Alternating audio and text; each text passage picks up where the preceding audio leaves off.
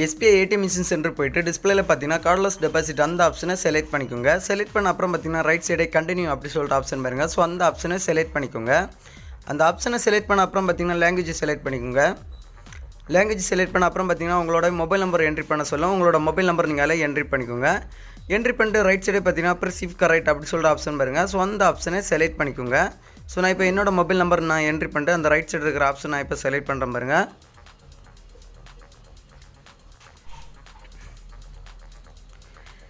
Select பண்ண அப்புறம் பார்த்தீங்கன்னா நெக்ஸ்ட் ஒரு பேஜ் ஒன்று ஓப்பன் ஆகும். ஸோ இதில் பார்த்தீங்கன்னா சேவிங்ஸ் அந்த ஆப்ஷனை செலக்ட் பண்ணிக்கோங்க. செலக்ட் பண்ண அப்புறம் பார்த்தீங்கன்னா உங்களுடைய அக்கௌண்ட் நம்பர் என்ட்ரி பண்ண சொல்லும். உங்களோட பாஸ்புக்கில் இருக்கிற அக்கௌண்ட் நம்பரை பார்த்து கிளியராக நீங்கள் என்ட்ரி பண்ணிக்கோங்க.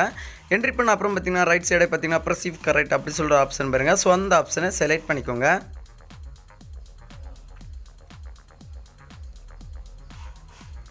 அந்த ஆப்ஷனை செலக்ட் பண்ண அப்புறம் பார்த்தீங்கன்னா அந்த அக்கௌண்ட் யாரோட நேமில் இருக்கோ அவங்களோட நேம் அந்த டிஸ்பிளேல காட்டும். ரைட் சைடே பார்த்தீங்கன்னா எஸ் அந்த ஆப்ஷனை செலக்ட் பண்ணிக்கோங்க. அந்த ஆப்ஷனை செலக்ட் பண்ண அப்புறம் பார்த்தீங்கன்னா மிஷினில் ஒரு பாக்ஸ் ஒன்று ஓப்பன் ஆகும். ஸோ ஓப்பன் பண்ண அப்புறம் பார்த்தீங்கன்னா உங்கள் கையில் இருக்கிற கேஷை நீங்கள் என்ட்ரி பண்ணிட்டு ரைட் சைடே பார்த்தீங்கன்னா என்டர் அந்த ஆப்ஷனை செலக்ட் பண்ணிக்கோங்க. செலக்ட் பண்ண அப்புறம் பார்த்தீங்கன்னா ஒரு 2 செகண்ட் நீங்கள் வெயிட் பண்ணிக்கோங்க. எவ்வளோ அமௌண்ட் வச்சிங்களோ ஸோ அந்த அமௌண்ட் அந்த மிஷின் கவுண்ட் பண்ண ஸ்டார்ட் ஆகிடும்.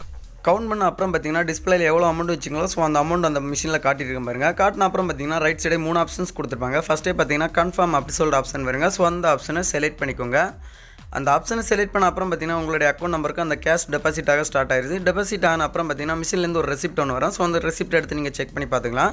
ரெசிப்ட் வந்து அப்புறம் பார்த்தீங்கன்னா டிஸ்பிளேல உங்களுக்கு ட்ரான்சாக்ஷன் கம்ப்ளீட்டட் அப்படி சொல்லிட்டு டிஸ்பிளேல வரும். ஸோ இந்த மாதிரியாக நீங்கள் SBI bank ATM machine centre போய்ட்டு கேஷ் டெபாசிட் பண்ணுறது